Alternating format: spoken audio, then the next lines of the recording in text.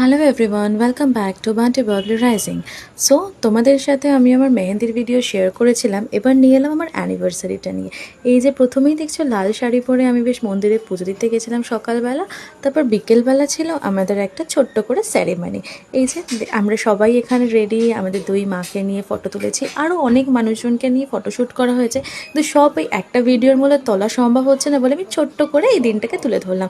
প্রচুর এনজয় করেছিলাম। আর যেহেতু আমি আমার রিসেপশনের লেহেঙ্গা পরিনি, তাই অ্যানিভার্সারিতে লেহেঙ্গা পরবো এটা ঠিক করেই রেখেছিলাম। এই যে মা তার ছেলেকে একটা গিফট দিয়ে দিল, আর আমি তার ফাঁকে কিছু ফটোশ্যুট করে নিচ্ছিলাম। তোমাদের সাথে আমি কেকটাও শেয়ার করব। কেকটা কিন্তু খেতে জাস্ট অসম ছিল। এটা একটা কাস্টমাইজ কেক বানিয়েছিলাম, রোজ আর চকলেট, মানে ওপরটা রোজ থাকলেও ভিতরটা কিন্তু চকলেটের ওপর টেস্টি ছিল। আর মেনুতে ছিল কড়াইশুটির কচুরি, আলুর দম, ছোলার ডাল, মাটন, ফ্রাইড রাইস, চাটনি, পাঁপড়, মিষ্টি।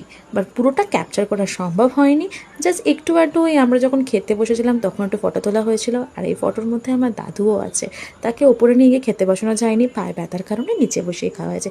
এইভাবেই আমার অ্যানিভার্সারির সারা দিনটা আমরা খুব এনজয় করে কাটিয়েছিলাম। এই যে আমরা খেতে বসেছি দেখো রাত্রিবেলা দুজনে একসাথে, তারপর একটা ফটোশ্যুট করে এন্ড করলাম। Tata everyone.